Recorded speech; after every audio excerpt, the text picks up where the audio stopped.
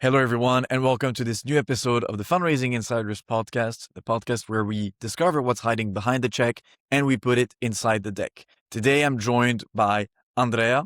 Andrea, you are maybe the closest thing we've had so far to a standard investor in the sense that you have been involved with venture capital and early stage companies since day one. Although you had a few moments in your path where you went, we're going to talk a little bit about your McKinsey years, the founder years. So it's never a straight line. That's one thing we're seeing with all of our guests. It's never as simple as get out of business school, start with an internship, analyst, associate, VC, boom, and that's it. There's always a little bit more, and that's what makes those episodes so fascinating.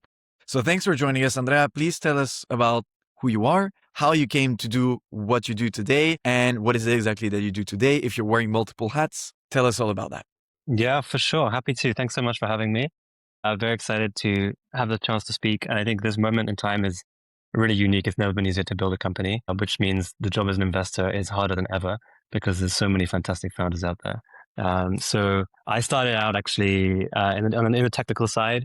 I started out as a neuroscientist and studied machine learning at Oxford and Imperial, where I just went really, really deep into understanding what intelligence is, and purely from a deep curiosity. That took me into discovering that building companies is an incredible way of taking technology into the world and actually driving change. I started a company called Angry Monk, went through a whole chaotic journey that comes with the early stages, figuring out products, fundraising, pivoting, hiring, and going from there, and then eventually selling into some enterprise companies. That was an incredible journey. I also then had the chance to experience the complete opposite side of the ecosystem, which was the big enterprise world. And that was working at McKinsey with some of the largest tech companies and some of the largest banks and other very big enterprises across the world. And it's just a completely different world there in terms of how people think. They have huge decisions to make that have far-reaching consequences, which means they take a lot longer to think through what they're doing, as opposed to a startup where you have to move at 1,000,000 miles an hour every day. And the last few years, I've been at Dawn, investing in B2B companies and helping to really bridge that gap between those early stages that I felt and building those large global multi-billion-dollar outcomes that I've also worked with and supported whilst I was at McKinsey. Dawn has incredible experience doing that for the last 20 years. The team here has been building and scaling and investing in companies coming out of Europe, but really building global companies. And that's been the philosophy from day one, whether that's in... So you said everything that is software, Dawn is there. I like it firstly because it rhymes. And the follow-up question I have is, everything that is software, Dawn is there. But where is Andrea sitting in this whole equation? And there's a lot happening. You had all of those aspects of your life, the research, the founding with Angry Monk, we'll talk about at some point as well, the investor, the McKinsey. It's so much noise. And maybe this is why you do jhana meditation. I saw on your profile that you liked talking about meditation and stuff like this. We'll talk about it as well. But where are you sitting in the equation? Where is Andrea? That's a really interesting question. Where am I sitting? I don't know how to answer that, but I can give it a go. I'm someone who is incredibly excited about the future of technology and the impact that we can have on the world by creating by bringing technology into the world, right, and scaling it up. I've been a founder, and I've seen how difficult it is to do that. And my mission at the moment at Dawn is to bring the best resources, the best opportunity, the best network to the highest potential founders in Europe and make them a success. So that's what I'm super focused on. I spend my time speaking to founders and investors across Europe. I'm traveling around Europe all the time, find and uncover the best talent. And then when we find a fit, we lean in 100% and make all the efforts we can to drive success there. So a lot of what you've been mentioning sounds like scouting. How much are you doing what is your time spread like? Is it mostly scouting? Are you doing some investor relations to also help the fund raise maybe the next fund? Are you on the investment committee? What path of the decision making are you located in the most? Or are you doing a bit of everything? Tell us a bit more, because I think that's one thing that comes up very often. When we have those discussions with investors and I ask, hey, do you know Do you think founders actually know what investors do, what they want? And most of the time, the answer is no. And it seems like it's a bit of a black box. Like, how does it happen in the funds? Run us through a little bit what you do in that phase and what comes after or before you. Yeah, I think the reality is most funds are very small partnerships, actually, with very small teams. And so everyone dips their toes in lots of things. I'd say the four key things that a venture fund does is find founders to invest in, decide whether to invest in them, support them as they scale, and then raise money themselves as funds from LPs. My job is primarily the first three of those. So at Dawn, we have incredible dedicated team on investor relations and fundraising. And then the investment team is full stack from sourcing through diligence and deal execution and supporting on boards. So I sit on a couple of boards supporting our portfolio to maximize their success. But I also spend a lot of my time sourcing, meeting new founders and figuring out what's coming next. I'd say in terms of time allocation, the network building always takes the longest. It's something that's a very long-term game that you have to invest upfront. And you also have to really enjoy just getting to know incredible people along the way and building the community. The second thing that takes the most time is the diligence and execution. We love to go really, really deep with founders. And that means after one or two calls of getting to know each other, we'll go out and do our work and try and really elevate the level of the conversation to really understand their industry, to really push forward the thinking. And understand what it takes to build a really meaningful business in the space. And so that's a big part of the job as well. Right. All of what you mentioned, although at the end it was more on the technical side, starts with people. People, founder. At Dawn Capital, you define and you want to invest in what you call generational founders. That's one of the core principles that define Dawn. But for our audience out there, and maybe also for anyone like LP kind of status or anyone who's interested into Dawn as an entity itself, can you explain a little bit how this shapes your thesis? What do you call a generational founder, and how does that make your identity at Dawn Capital? Yeah, the reality is there's a very small handful of companies that reshape industries and define themselves as category leaders. And it's very, very hard to build companies that truly endure at that scale. Our job at Dawn is to find them, back them, and make those founders successful. What does that mean in practice? It comes down to two very simple things that you have to be exceptional at as a founder. And it's very, very hard to be exceptional at both of them. The first is depth of vision. It's very easy to say you have this vision for what the future of your space or industry looks like. It's very, very hard to have it really deeply thought out, understand all the nuance of why the world is going to fold into this particular direction in the future and why you are the best place to build that and stage the growth of your company through the horizons in the short term, medium term, and long term. And a lot of what we do speaking to founders is going very deep on how they see the structure of their market and where it's going to go in future. The second part that makes you a generational founder is just the sheer capacity to deliver day over day, week over week, and year over year. And that relentless execution is what it takes to build a truly enduring company. And it's a very, very hard thing to do, honestly. Right. I think the best example of a founder that I've worked with recently and a team that just immediately showed both of these and made it a very easy decision was working with Oneleet. Brian, Eric, and Aura have this incredible vision in the world of security compliance. They're building a security compliance business. To a lot of people, might not sound like the most sexy industry, but actually there's an incredible passion and vision that they have there, which is that they realize that after working in the industry for years, companies getting these compliance certificates that say they're secure, and actually you turn around and actually try and hack them, a pen tester can get in an afternoon.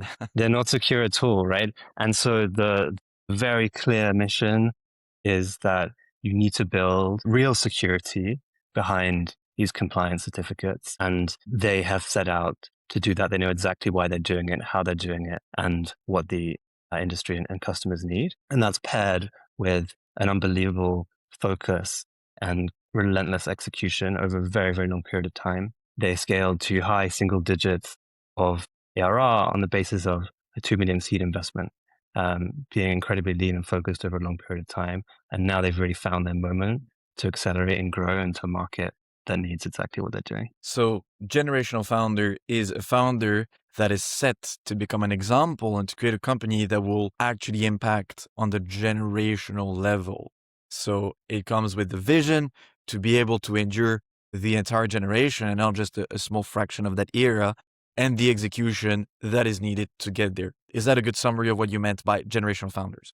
Yeah, exactly. It takes a lot to build a company that truly defines a generation. Right. Why invest only in generational founders? Is it just the thesis because it happens to be? Or is it because behind this hides a vision that maybe makes you a generational investor? Is that the origin of that?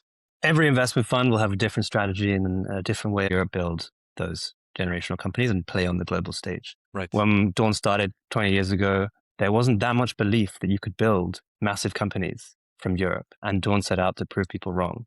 And I think 20 years later, there's still a lot of talk about the US versus Europe versus other places in the world. And it's constantly active debate. But I think we've definitively proven, alongside all the other incredible people in the ecosystem, that this can be done. Our first ever investment was in Mimecast, which scaled to a global company, $6 billion exit. And there's been many others since that we've been very fortunate to partner with along the way. I was seeing iZettle was acquired by PayPal. We have, Mimecast is now listed on the NASDAQ. Couple of acquisitions. So you are proving that it is possible. It's a great thing to do. We'll talk about the difference between the two ecosystems at some point as well. So now we've talked about the founders you back. I think it's also interesting to have your vision as a founder. Andrea is also a founder as well as an investor. And you had this weird path where you started up and immediately you were into the startup ecosystem. You set up the Oxford Investor Network, and then you kept going in this direction. And suddenly there's a break. There's a break to the biggest scale, which is the McKinsey era that you told us about. And then the break is over because you go back to being an investor. And in there, around all of this, Angry Monk. What is a startup? It's a company you started. So how did you navigate those three at the same time? And more importantly, what are the key learnings of each of these? What is it that you brought from McKinsey down to the startup level? What are the investment stuff that you had early on that you brought to the McKinsey level? And how are you creating this mix of tools, this tool set, this skill set that today helps you at Dawn? Wow. Okay. Big question. Yeah, I'd say that the fundamental driver behind the vast majority of my decisions is pure curiosity. Where can I learn about what it takes to drive change in this world we live in? And I started right at the center. I started in neuroscience. I started understanding myself. How does the brain work? What even are we? What is the fundamental unit of the civilization in which we live in? The brain. And I quickly began to realize that intelligence, this defining factor, is super, super key. And that's what led me to machine learning, understanding the fundamentals of AI. I think really what I wanted to do by starting with this technical grounding is to understand the language of technology at a meaningful level. Okay. I think a lot of people go through, it's very easy to go through life talking about ideas that we don't really understand. And it's something, honestly, I have to do a lot as an investor. But starting with a really solid grounding was a super valuable first step for me. Through that period, I discovered the power of not just the technology itself, but what it takes to translate that into the world and building valuable companies and companies that change how businesses and people operate. That's what led me to the Oxford Venture Capital Network. Starting that was a way of bringing more investment and awareness of entrepreneurship and how to succeed in entrepreneurship, and just frankly what the options are to raise people's awareness super early in their journey. Whilst they're at university, they have incredible potential. And that had a huge amount of interest. I remember I thought this venture capital thing might be a bit niche when I first started out in Oxford on this project. And then we sold out tickets to our opening event in the first hour. And there was insane interest from all kinds of students and on the Oxford side, from undergrads to PhDs, MBAs, you name it. And then also from investors coming down from London and visiting to really tap into the ecosystem. So I think there I realized the sheer level of hunger to participate in this great world of venture and startups. Mm-hmm. And then I think the founder journey and the McKinsey journey are much more practical and hands-on. So the biggest challenge for me as a founder was just stepping in to work every day with my co-founder and realizing that we had no idea what was coming next. We had to figure it all out, create everything, step into the unknown every day. That's what makes it exciting, to be fair. But you need to enjoy this kind of stuff. Some people hate this uncertainty and some people just thrive into that. Yeah, I mean, I'd be lying if I said I didn't hate it as well. It was really, really hard. It's a balance. It's a balance. You need to like it more than you hate it. But I often talk about founding like being a roller coaster or even like gambling, because you're just like, you make a bet every day and you don't quite know what's going to happen. And you feel the rush or the disappointment of whether you get positive news or negative news. And the feedback's super, super sharp. What's the closest thing to gambling? Being a founder or an investor? Honestly, I've got to say it's being a founder. You're way more all in. You experience the feedback much faster, and you can choose to pivot at any time. As an investor, you're playing a much longer term game. Right. You are taking multiple bets, and you are committing to those bets for a very long period of time. So is it a smarter way of doing gambling by just spreading? Because an investor has their eggs in different baskets, whereas a founder has all their eggs in one basket, which can seem unfair, but it is what it is. Huh?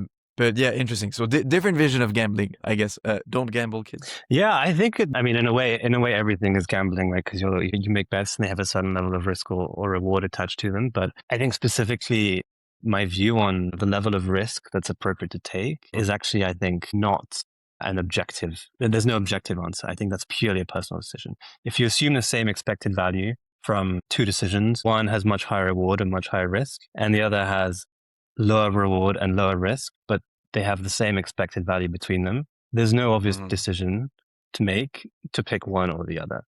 And that's personal. Where it becomes entirely personal. And so I think the founder journey represents a much higher risk and also likely a much higher reward attached to that. And the investor journey represents the same, but dialed down on both aspects.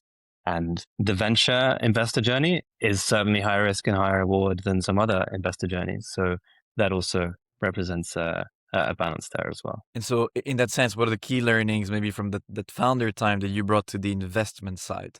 Say the top 3 things that made you an investor different from those who have not been founders. Yeah, I think there's a lot of things. First of all, I'd say that there's a lot of incredible ways of being an investor, and there's world-class investors who come from all different backgrounds, and many of them are not founders. For me personally, the founder journey has added a lot to how I see the investment role. I think the first thing is what I mentioned. I remember stepping into the world every day and having this sheer feeling of uncertainty and fear of what the future holds. And whenever I speak to founders, you see the shiny pitch as a VC. That's what you always see. As an investor, you see the best version of founders. But I'm always very conscious that the reality is never that great. That's shiny. And you kind of have to see through the shine. So that's I think the first thing. I think then when we do partner and when I join the board, I'm very cognizant this is a very human journey. A lot of investors might just come into a conversation and see it more like a transactional business deal. You meet lots of founders, you assess them very objectively, you work with them, it's very professional. But it's also a very human, personal journey. And I think one of the hardest parts of the founder experience is the personal development one, the one that you're going through as an individual. And being cognizant of that, for me, is a very important part of what it means to be a board member. Right.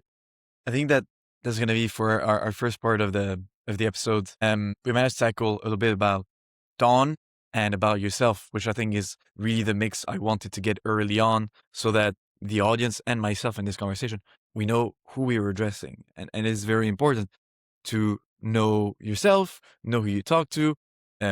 This is the whole journey that you went through, is knowing yourself before you know your enemy, if you're in the Sun Tzu direction. But just knowing yourself is already a good start. It doesn't always have to be an enemy in there. Now, let's hop to the second part of the episode, which is where I'm going to bombard you with questions. So I apologize in anticipation, but the idea is to cover as many topics as possible in a very simple way. And simple doesn't necessarily mean it's easy, because I'm going to ask you to answer either option A or option B, and sometimes answering just one or the other is the complexity. But don't worry, we have a bit of time to discuss some of your answers. So if at some point you want to say both, you can say both. It's perfectly fine, and we can discuss that. But let's try to, I know it's a very Manichean exercise, but it is the whole idea here is actually the ability to cut the apple and pick a side. So if you're ready for that, Let's go. Okay, let's do it. As an investor, what matters more, the founder's story or the market size? The market size. Warm introduction or cold email? Warm introduction. The deck should come first or just an introductory call? An introductory call. Do you prefer investing in a company that you fully understand or one that surprises you and teaches you something?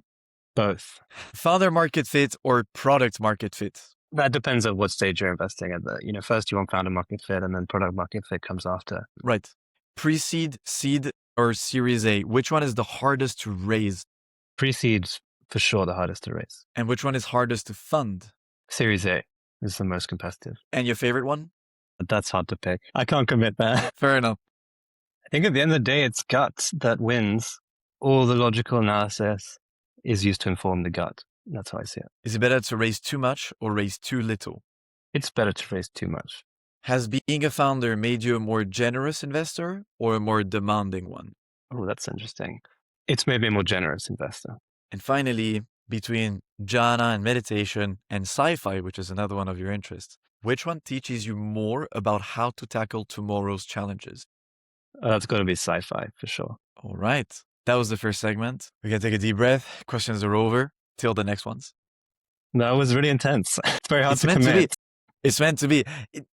I'm an ex-founder, so I've been pressured by investors in some of these questions. So I use this podcast as a little way to also get back and say, hey, how do you work under pressure? But it's all nice and yeah, I'm used to hopefully asking we the learn a lot. questions myself. So I being on the other end is difficult. That's actually something I hope that after those episodes, some of the guests we have, and ideally everyone, takes the time to step back and think about some of these, and maybe it changes the way they see things, because we try to bring a vision that on a daily basis, I was a founder, I'm supporting startups, Pitch Deck Creator is supporting startups and is the first point of contact. So we tend to have a much more founder-oriented vision. And I think that bringing that in a more natural and maybe with less filters to investors in those episodes is a good way of showing what, as you said, founders always show the best, the shiny parts, but they don't show the rest. And it's important to get those things. And equally, we try to get investors on the show to open up about maybe the less facade,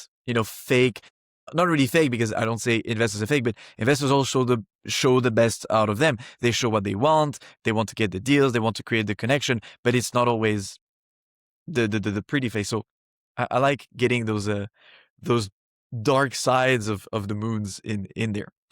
Founder story size, you went with market size. I suppose as a generational founder, that's especially about how big something can become. I think we can say that's fine. Warm intro, cold email, you went with warm introduction. I suppose it's just because, again, it gives more credibility and it's easier to get a deal with a warm introduction, especially if it's someone from you that you already know. Deck first, call first, call first. Tell me if I'm saying anything wrong, huh? Call first was there, again, I suppose, because it's very much a founder experience. You want to talk about the person behind the deck, and then you go, as you said, in the first couple of calls, you start getting deep. Now, invest in a company you understand or one that surprises you. Can you come back on this a little bit, please? Yeah, so I think it's very important to understand what you're investing in when you invest. And that's a principle that we hold very closely at Dawn. We do our work. We're as thoughtful as we can be in terms of what we're investing, why we're investing. We build a real thesis and we make sure we validate that properly before we invest. Having said that, the best companies will always teach us new things. If we're purely investing on things that are so obvious that, we already know everything, then we should be the ones founding, not the ones investing. The founders who are truly building something special are bringing something that other people haven't been able to do before, right, or other people haven't even thought of before. And so, yes, we want to understand the space. Yes, we want to improve our understanding of the space, certainly before we invest. But ideally, through that process, we learn things that we didn't know before. And they contribute to our, hopefully, ever-expanding understanding of what it takes to build great companies. Right. Founder market fit and product market fit was also a bit of a tough one. I know it's a bit of a curveball because they don't really do the same. And you said it depends on the stage of investment. Can you just re-explain that very briefly? Early stages, for me, are split by a line. And that line is achieving product market fit. A lot of what you're doing after you've raised a pre-seed or a seed is iterating and learning from the market. And there, if you have found a market fit, that really accelerates that process. You understand the market better already. You're able to move much faster. Is it absolutely necessary? No, I don't think so. You can also learn very quickly in other ways, but it's super valuable to have found a market fit early on to accelerate that learning process. But the objective is to reach product market fit. The objective is to start putting things in the hands of customers that they absolutely love, they want to pay for, and that they start telling all their friends about. And that's what comes once you've hit that. That's when you start to move to Series A, and it starts to just be more of a machine that you start to operationalize and scale and take to the world. And that takes you through Series B, C, and all the growth rounds after that. So as an investor, if I'm investing early, I'm investing in product, in founder market fit. But because that's a the market comes after. The product market fit comes after. Exactly. Chronologically speaking, I've always heard that a startup stops becoming a startup and scale up is a bit of a bastard word, but a startup stops being a startup and becomes an actual company once they figure product market fit, but also the business model. And the whole idea is that you are a startup until you figure out how is it that I turn my idea into an actual business. And once the business model is secured, then you stop calling it a startup and it goes after. So would you say that the different steps are founder market fit? Check. Explore the market. And do you have a fit? Check. Do you know how to sell? And are you consolidating your paths to sell and how to generate revenue? And then just scale that. Check. Business fit. And then you go from a small business to growing. Is that the kind of chronological sequence we're looking at here? Yeah, I think that sounds about right. Beautiful. I like to keep things nice and simple. Pre-seed, seed, or Series A? You said the hardest one was pre-seed. I am so happy you said this because you often hear that Series A is the hardest one to raise. And you actually said Series A was the hardest one to invest in. Can you tell us more why that difference? Why pre-seed is the hardest one and why Series A is the hardest one to invest in? I think it's super hard to raise a pre-seed. Pre-seed is a stage where, from an investor point of view, the signal to noise ratio is the most difficult. There's a huge sea of founders who have incredible ideas, who have incredible backgrounds, and you just can't invest in all of them. And there's the fewest data points, which means as a founder, it's incredibly hard to cut through the noise, to get that right warm intro, to get to that second call. It's incredibly challenging. On the flip side, by the time a company gets to Series A, the market is actually a lot smaller. There's very few really top tier Series A companies going out to raise a Series A. And therefore, from an investor point of view, all the investors know who the best potential Series A coming up are. And that makes those rounds incredibly competitive. Right. From a fund point of view. Everyone's meeting the same companies. I know my friend, all the other top funds in London will have had a meeting with that same founder, possibly on the same week, and figuring out how to pick, then, am I going to invest? If I'm going to invest, how do I make sure we are the fund of choice for them? Becomes a much more difficult question. Right. So as an investor, let's hear about your challenges. So in pre-seed, it's cutting through the noise. And Series A is being the one that is actually wanted. So the offer versus the ask and the offer sort of switches around. As an investor, what are the tools you use? What are the skills you need? What is it that, say, I'm cutting a little bit into the part 3 here because I was planning on asking this later, but if you had like a magic wand, what would you get? What would you ask the genie to give you to be able to do the best investments, have the best deals, and be the fund of choice? I'm the genie of the lamp. You have 3 wishes that will make you the best investor, and that means that you get the best deals, and when you want the deal, the people actually pick you. It's a beautiful question because it's so open, and there's so many paths that can be taken down. It's a question we receive as founders very often, like, apart from money, what do you need? Or if you get this money, what are the 3 first things you do? So let's flip that on its head. What would you do? What would you ask for? Apart from more money, you cannot say more money. The most important thing is figuring out how my firm can be the best possible value creator for founders. And that's before we invest, it's during the investment process, and it's throughout our future relationship with them. And so if I were to ask for something from a magic wand, it would be along those lines. Give me the best possible network of the top engineering talent and AI talent in Europe and the US. Give me the direct, warm introduction to the CEO of all the top Fortune 500 companies, and give me the wisdom and expertise of Elon Musk and Jeff Bezos and Jensen Huang in an injection shot to my brain. And so then, it has to do armed with deal flow and understanding it. No, it has to do with adding the most value to founders. How can I be the Oh, because most helpful?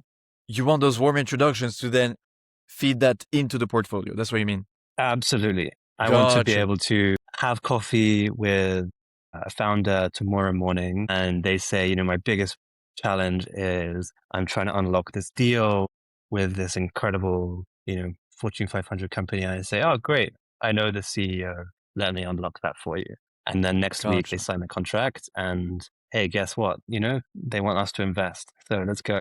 I'm on the board and they're going through this really thorny challenge that, maybe I haven't directly experienced yet in my investment journey. And actually I can just tap on the shoulder of, Elon Musk and say, hey, what's the way to solve this here? And I think the Right. value, our value as investors is often the fact that we've seen many cases. We've been on many journeys with many different companies and we aggregate that experience. And we do a lot of work to build our own network of talents. We've got an incredible talent team here at Dawn. They have some of the best go-to-market talent in the US, which is super helpful when it comes Mhm. to expanding and growing Mhm. European companies into the American market. We also support with executive leadership hires across Europe and the US. That's an incredible asset because hiring and recruiting is the number one priority for almost every founder building a world-class team. We also aim to support as much as we can with super relevant, valuable introductions to potential customers that can be really Right. strategic, especially for early stage teams. And then on the board, we try and be as active as possible in proactively finding potential solutions and helpful angles of attack on some of the biggest problems that founders are facing wherever they are in their journey. And that's ultimately what I see as as the fundamental role of an investor, besides finding and picking the best companies, is really maximizing their chances of success. And the more you can maximize the chance of a founder's success, the more they will want to partner with you and join you as opposed to anyone else coming in to invest. It's interesting because you said earlier that, well, on the deal flow layer, if we want to put this in a bit of a pyramid, we have the deal flow layer for startups, then we have investors. I hate placing investors above startups. In this specific construction, I think it makes sense. You have the investor level, and you said, I know all of my buddies and none of them work in the best ones, etc. So on that horizontal plane, it's very well connected. So I was going to ask you, do you think that the investors need to be better connected or put their resources more in common? But it feels like you're already kind of there. What's missing is going maybe the step above. Is this what's really missing? Maybe the transition from the small company to the big companies. And this is where you try to make a bridge. And if that bridge is missing, do you think this is something that should be out there? Should there be a network of all of the VCs in AI and they put together all of their networks? But in that case, we enter the problem of competition. If you ask another VC, hey, do you have a connection with that Fortune 500? They say, well, yeah, but I'll keep it for myself. So do you see this competition eventually between funds being a good thing or fostering potentially deal breakers and being a bad thing? How do we solve that? Yeah, I think competition's always a good thing. Competition breeds innovation, and competition can bring out the best of us. The role of a venture fund like Dawn, the scale and footprint and the history we have, is to provide that infrastructure and support to Right. allow companies to graduate and scale from the earliest stages into global multi-billion dollar companies that are ready to IPO. That's what we're here to do. Our team has done that multiple times before, and we have the network to support. And so that is the mission. That's exactly what we're doing every day. I think the reason I spoke to some of those points is that I would love, myself individually to be able to bring all of that Right. and more, and to bring as much value as I can to every founder conversation I have, whether I'm invested in them or whether it's just a coffee Mhm. on a Friday morning.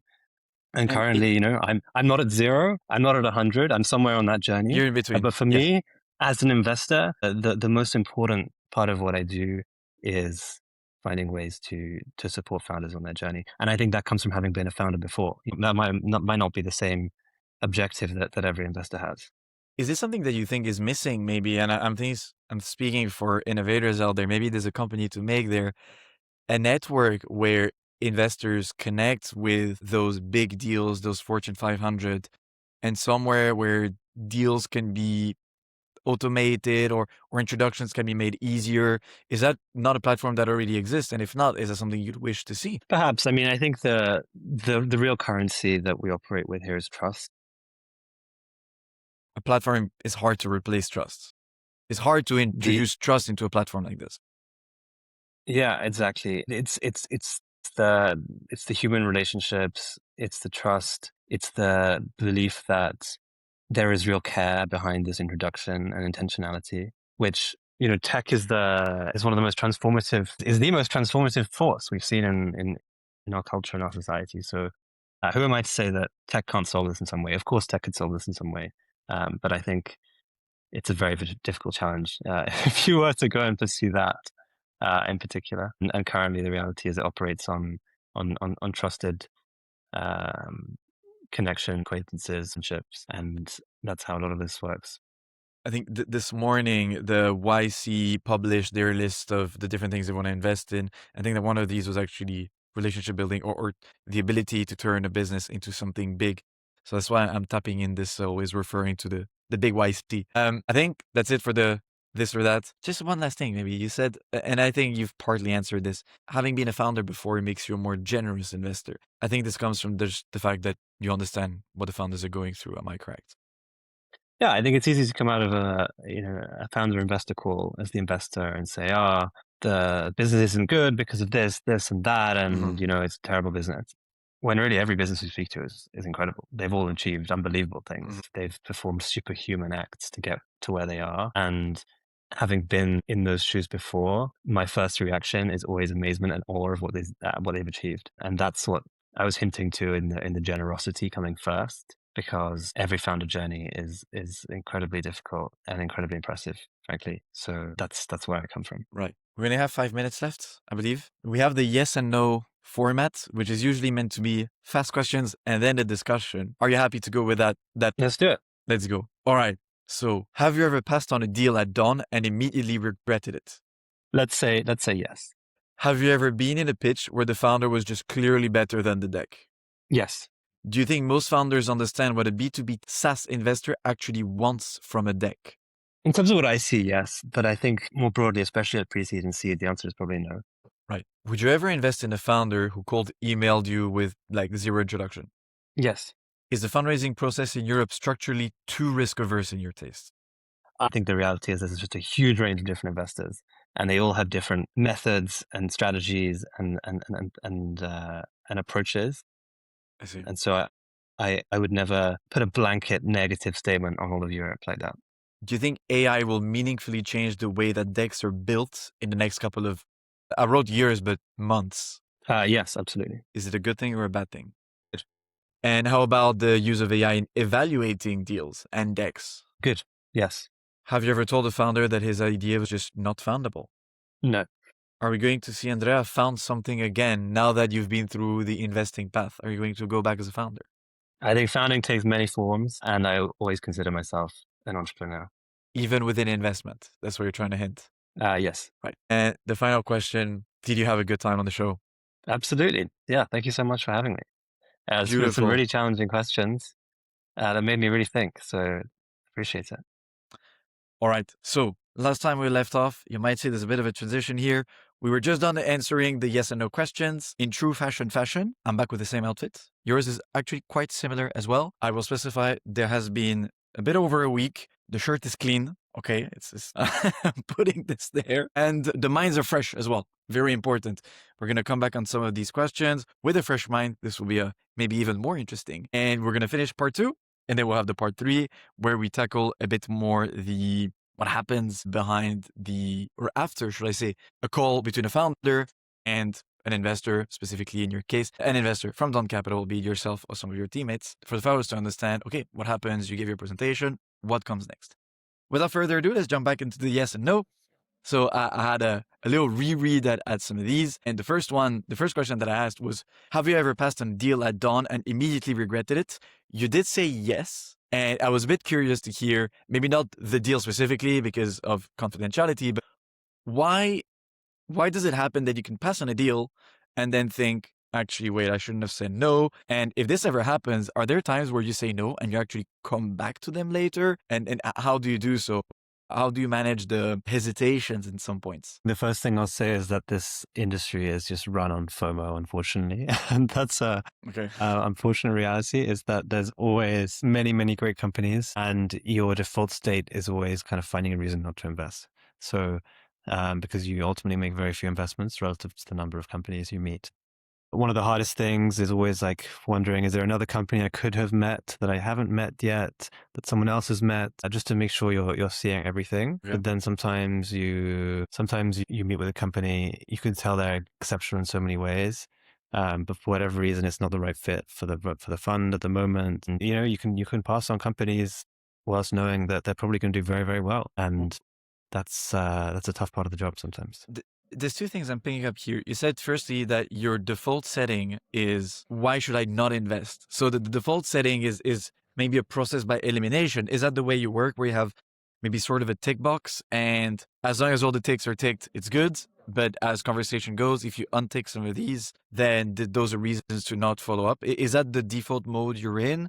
Do you have a grid of lecture that you use to do this? I wouldn't say we have a formal grid, or I'm sure it'd be easy to set up, but based on what we say in our IC discussions every week, but it's more organic than that. And I think it's definitely not a tick box, and that an incredibly strong aspect on one dimension can easily override other aspects. So it's definitely more of an organic assessment and consideration than a tick box. But I think just the reality of the maths is that the number of companies we meet versus the number of companies we invest in means that the default answer is no, and there has to be something really special for it to reach first of all to progress in the process, and then second of all for us to ultimately make an investment. When you say the numbers, what kind of metrics are you referring to? Is it the on the startup side, for example, revenue projections? Or is it on your side when you're calculating things like IRR? I just mean the number of companies we meet versus the number that we end up investing in. Gotcha. Okay. Just the imbalance of that. Okay. And when you were saying earlier that there are companies that you know will do good, and yet you don't invest, because you mentioned a formula that could sound a bit blurry, especially to founders who've heard it. I've heard it myself so many times, and you've probably heard it as well as pronounced, is it's not the right time. It's not exactly the right fit. Can you maybe explain a couple of reasons why sometimes you can be amazing, but it's not the right time, it's not the right fit? What do you mean by time and fit in that specific case? Is it because you're not investing and you're in your divesting phase? Is it because it's not exactly in the thesis, or you already have another company that's competing? Can you run us through maybe the different non-ideal scenarios that make a supposedly ideal company not progress? Yeah, I mean, ideally in a perfect market, right, every company that is like above a certain bar would get funded, and everything below that bar will not get funded. The reality is we invest in relatively few companies per fund. We are very selective, very high conviction, and then put a lot of energy and effort behind them. So what that means in practice is, and like this is the caveat that like some funds might be investing at some periods and not investing at other periods.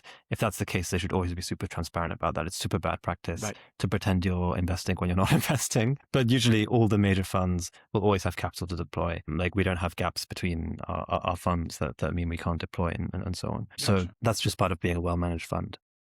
So the reasons that certain investments might not be the right time or the right fit often just comes down to portfolio construction. It comes down to the fact that we make relatively few investments. We need very high conviction in each of them. And just because a company is going to do really, really well doesn't mean that we feel it's the right company to have in our portfolio at that moment. And maybe even more specifically, there's no specific investment partner in the fund who wants to be on the board. And maybe that's a personal connection with the founder. Maybe it's just about the kind of what excites them in terms of types of businesses. Okay. So there's all sorts of reasons why a company may or may not be a fit for a specific fund. And ultimately every fund is a small group of investors with one specific strategy and two specific interests and personalities. And it's not a factor of just, is this company good enough? We meet a lot of companies that are good enough, for sure. So would you have any advice on how a company can assess whether they're going to be exciting for the fund and be not only the good enough, but also the right fit? What are the key questions? Am I supposed to ask as a founder, for example, hey, is there a specific industry or a specific type of product that you're really keen in investing right now, and just ask for that kind of transparency? And is that also something you discuss internally within the team, the investment committee, the partners, the associates, the analysts, everyone in the team comes together and says, okay, that's our thesis, but there's like this thesis plus with certain preferences. And is that something that you know directly, or it just comes as it goes? I think it's always evolving, right? Like we are very, very thesis led as a fund. We have our thoughts, our opinions on the market, but we're also open to founders coming with things that we haven't thought about, because that's why they're the founders and we're the investors, right? Otherwise, if we know everything, we could just be the founders ourselves, which we don't. So we have the discussion every week. Every Monday, we discuss the market as a team, some interesting companies we're seeing, opportunities, and that conversation is ongoing. Yeah. Okay. So it's sometimes, would you say it's a matter of timing? Like you have a call this week, but if you were to have the call again in 2-3 weeks, things could have been different. Well, it's probably unlikely on that short time scale, but maybe a year to the next. Okay, so it also has to things do can change with the readiness of what an industry, like, well, maybe it's a bit too early to invest in there. We need to have more proofs that it's worth there can be a putting money in there. lot of industry timing can have a huge effect for sure. Gotcha. Okay. There's moments, for example, let's take the agentic security space. We've seen a few waves of agentic security companies coming through now, and some of them have done very well. Some of them have been acquired by some of the largest cybersecurity companies in the world. But the level of demand from the market doesn't necessarily move at the same pace as the technology. So you might have, for example, an enterprise security organization, a CISO, who knows that AI security is somewhat important, but actually isn't prioritizing it for the moment because their customers aren't asking for it. Their board isn't asking for it. There's no compliance requirement for it yet. And they don't really see a huge PR risk. So it's not really something that's prioritized. But there are now companies being built who are serving agentic governance use cases that are picking up some really strong traction with perhaps the early adopter. And then the question for a fund is like, is it the right time for us to come into this market? Do we want to be too early? Is it too early? Is it too late? Or is it just right? And those are that's an example of a question where we might discuss market timing in the fund. And so this kind of thing, because to understand whether it's a right fit to take a holding, a share in this company and then have it grow, depends on whether they're going to be able to sell, if it's the right moment, as you said, with the regulation and stuff like this, the tailwinds behind it. To know this, how do you do the due diligence on whether it's the right time to go in an industry or not? Do you also have industry experts, and do you do your own market research in a way? Is this part of the due diligence? Yeah, absolutely. We speak to customers, we speak to prospective customers. We have our own contacts within large companies and of different kind of experts, and we form a view based on a wide set of different kinds of conversations like those. All right. And is this formatted, say, very individually, where Andrea will do his research, someone else in the company will do their own research, etc.? Or do you have, like, I don't know, an industry expert, and every week you have a webinar where the entire, or like a part of the team listens or asks questions to a specific expert in different industries, and so every week you learn about a new one that gives you an idea? Or how do you organize this? I'd say the way that we operate is very much organic and unstructured. Okay. So we trust each other as investors on the team to be super autonomous, to use our time efficiently and wisely to the best, and then when we're excited about a particular investment opportunity, that's when we come together into a deal team. And that's usually 2, 3, maybe 4 of us that come together to really deep dive. And there we'll take calls together and do our market research around an opportunity. And sometimes we do that around a thesis, even when there's no specific deal on the table. And we might say, oh, there's like 3 or 4 interesting companies in this space, or we just think this space has something really interesting. We haven't seen the companies yet, but we know there's going to be something there. And then we go and do that work ourselves. So most of all, super autonomous, super independent. There's no structured webinars or whatever generally. Okay, gotcha. Unless we spot an opportunity and then we zero in on it together as a small sub-team. I want to follow on this, what happens behind closed curtains, which we'll do in just a minute.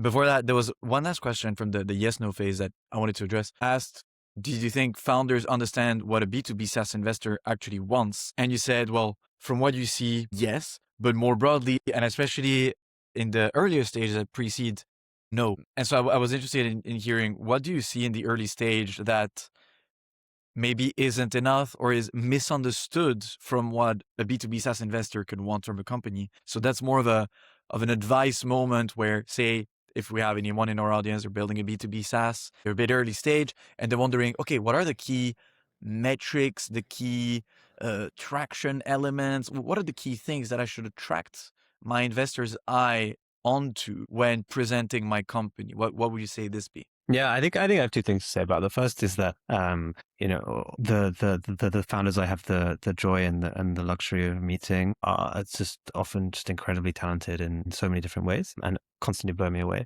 But the reason I say that there's likely a cohort of founders, especially at the earlier stages, that might have a lower understanding of what investors are looking for, is that that's the position I was in when I first founded my Okay. business, is that I was taking my pitch to investors. I had this, what I thought, it was a very personal story, a very mission-driven story about why I wanted to build the company and how it would look in the future. And until someone pointed out to me, you're not really saying in the first half of your pitch why this is going to make loads of money. And the investor's primary responsibility is to return their fund to their investors. And so that's the first of one of the first things they're looking at is, how is this business going to make a lot of money? There's a way in which you frame a couple things that demonstrate that is going to happen. And one of them is being super focused on customer. One of them is being super focused on the speed at which you're moving and validating and testing. Ideally, if you're going for a pre-seed round, you've spoken to 100 potential customers in the space of a month. And here's all the things you learned from that. And then that is why you're building this. And that brings me to my third thing is like, how is it actually going to make money? Why are they going to spend money on it? How much money do you expect they will spend on it? What does that mean in terms of the number of customers you need to reach 10 million in revenue, 100 million in revenue? These are the questions that need to make sense. And how you get to you need those to have customers, of course. a credible story around what it takes to build a business with very meaningful revenues in this space for this problem, for these customers who are willing to spend this money for a very specific reason. The underlying thing I'm sensing here is not just the what or the how much, but how. How do you get there? Why are you doing this? It's always a secondary layer of information, not just, hey, we're putting a number on a deck, but can you justify this number? And this is what we commonly call de-risking, is explaining how you get to an answer with something that is coherent. That's one thing you also mentioned. It needs to make sense. It needs to fit the narrative, and it needs to be coherent. So thanks for answering this point. Yeah, there has to be a certain depth of thinking around it and within it, right? That you can engage with the challenges and the questions around it. It's not just a story you've put together overnight, something that you really have reached through testing and through a crucible of challenging thinking and testing with customers and with other smart people. And so finally, we're going back to this, what happens after a call. Say we had a call, I presented you my new B2B SaaS business, and I did my pitch deck, like a very standard pitch deck. I don't know if it was a good one or a bad one. I sure hope it was great, but I'm also open for questions. What is the best way for me to get a second call outside of the content itself? How do I get your attention for you to call me back? And how do you assess this after the call? So we had our call, and what do you want to have heard to then discuss with your team to come back to me? And what are you discussing with them? Are you discussing just, hey, those are the numbers, I crunched them, and I think that they're going to get to X million, and this makes sense, and this is the IRR we're hoping. Is it above or below the threshold? What are the things that you're discussing exactly? What happens behind the curtains? Yeah, so I think the first thing is we might have a little bit of a Slack discussion on the side to figure out what questions we should be asking and who's going to ask what questions. And then at the end, if I've had a call with a couple of my colleagues, discuss. And it's usually in those 5 minutes that we figure out, how excited are we? Is it something where we feel very neutral? Is it something where we feel there's something interesting and we want to dig a little bit more? Or is it something where like, this is incredibly exciting, we need to move really quickly on this? And I'd say most of the calls are the first one, quite neutral. We've seen a lot of companies similar to this. Often we see a lot of companies building very similar things, actually, because there's a market pull for something and there's a need, and we don't necessarily see a unique vision or a unique reason why they have a right to win. And in that case, we usually, within a minute or two, we kind of agreed And we decide to get back to them hopefully relatively quickly and super transparently on our opinion. If we decide we want to go a little bit more, then it's a question of how much time to invest and how to invest. Sometimes that means taking it to one of the team who maybe know a little bit more about this space and have a bit more expertise and asking their opinion. Sometimes it means taking a few expert calls, maybe trying to speak to some potential customers or actual customers. We might find a way of speaking to one of their customers to see their opinion on the product. We're very market-led, we're very customer-led. That's a huge part of how we diligence is we understand what customers' opinions of the product are. That's much more important than our opinion as investors. So usually it's like a little bit of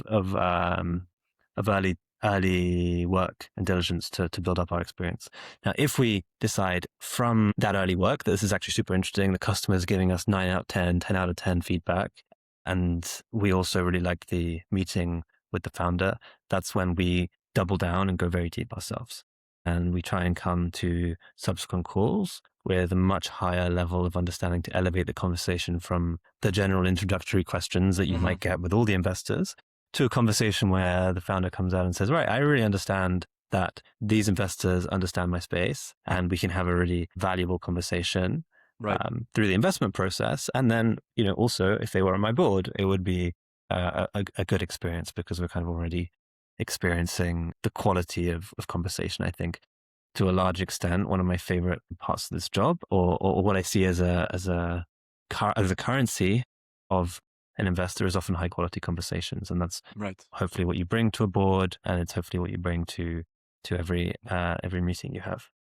Gotcha. What caught my attention here is it all happens in 5 minutes. So that means that whatever you prepare and you serve on this platter of information, be it a deck or just the information in a call, it's all digested during the call and after in a 5-minute conversation. It sounds crazy, but what goes in this 5 minutes? How do I win in those 5 minutes as a founder? It seems to really boil down to being aware that those guys will have heard potentially competitors, potentially similar companies, etc. I need to be different. I need to be different in a certain way. What are the key ways to make yourself different? Is it always on the product, or do you see it usually being on the founder, on the energy, on the way you present it? What are just on a personal experience, what tends to be your wow factor?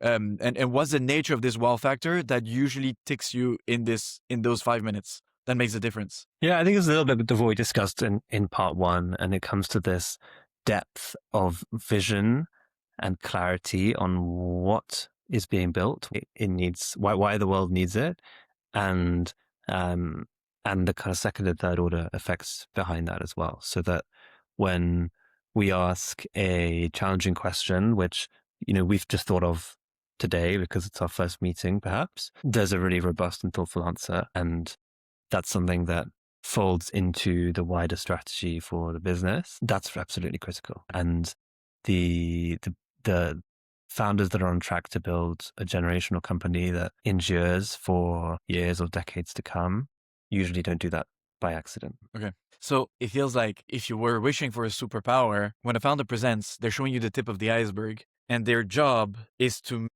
convey the depth of what's below the surface. And your job is to perceive this and perceive the depth in there. Am I correct in saying so? Yeah, I think that's a fair assessment. Now, you've had this discussion. It's been the 5 minutes. It's going further than expected. You're going to do due diligence. I'm conscious of your time here, so I believe this will be the last question because it happens to be around the last part of the process when it comes to writing a term sheet. Okay, company's great. We actually want to invest. Let's see how we're going to invest. How do you approach the term sheets? Is it something you have you probably have some kind of template, but approaching the valuation, approaching certain terms of the deal. Yeah, how do you come to this calculation? Because the founder might come with a number in his mind. How do you meet that or not? And how do negotiations happen around this? And again, what are the key tips that you would give to a founder to succeed in this step and not, sorry for the word, but fuck up everything on the last second, on the last dash? Yeah, I mean, when it comes to the term sheet, that's something that you want the investors to be very proactive about. I think founders should never be pushing the the investor to issue a term sheet, and they could very politely remind us that they have several term sheets already on the table, or they received a term sheet last night as a subtle hint that if we want to be part of this, we've got to move quickly. Yeah. And that's always appreciated. Gotcha. Sometimes founders are very open with the kind of valuation and round that they would like. That makes our life easier. We can figure out if that's something that's a fit for us or not. Sometimes founders are a bit more ambiguous and they open it up to a bidding war, which means we need to figure out ourselves what valuation we are comfortable with and how aggressive we want to be with that valuation. And that kind of creates a slightly different dynamic. If a founder then receives multiple term sheets, they're in a position where they can, again, politely let another investor know that their valuation is, a certain amount below other ones, and whether they'd be open to offering something differently. I think a lot of negotiation is very much an art rather than a science. Yeah, There's of course infinite advice on how to do it. I think an important part in our experience is just making sure that the negotiation is a positive experience where you're being honest and friendly throughout, because ultimately you want to start a relationship on the right foot if you're going to be working together for a long time. And that it's doesn't definitely feel like a burden, right?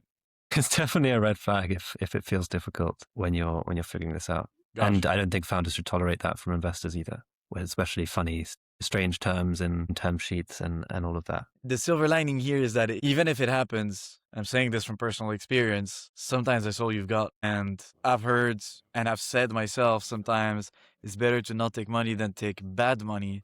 But when you really need it, it's a tough one. It's a tough one because when you're It is for sure. When, again, here I'm speaking of personal experience, when you haven't paid yourself a salary for 2 months, you've put in an extra 20 grand of your own pocket in the company to make it run because the investors have been talking about whatever lawyer term they've been chit-chatting about, and they're just like having this little lawyer fight, and you're there in the middle like, hey guys, the company's dying right now, what do we do? And you feel like they don't listen to you, and you think, should we take the money? Should we not take the money? And then you look behind you, and there's a really, really steep cliff, and you just have to do it and work out how to rebuild this trust and make sure it doesn't happen again. It's definitely a tough one, of course. Yeah, I mean, there's been a lot of cases actually where the investors' lawyers and the founders' lawyers are debating something for a long time, and then actually the investment partner and the founder jump on a call and they'd realize like that actually doesn't matter that much at all. So then they just sign it and move on. It was the two investor lawyers with each other, and our lawyer was waiting, and you're like, oh, can you stop waiting and just be a bit more proactive, because hey, we need the money. No, but in the end, it was exactly that. There is a right time to wait, because the waiting game means that you're not putting pressure, but there is also a right time to step in and say, boys, it's time, huh? So yeah, there's that the negotiation as a skill. Always need to train on it, but I'm sure that the right investors, the right founders always try to work it out. On those very wise notes, it completes our, how do I say? It feels like we played a theater, like a scene. We role played an investment right there. We got to the end. The curtains are closing. We raised the round. Everyone can celebrate. Don't celebrate until the money's in the bank. That would be my personal last word to this podcast, because you've probably heard as well many horror stories where you think, oh, I've got a term sheet, and they say, yes, it's all good.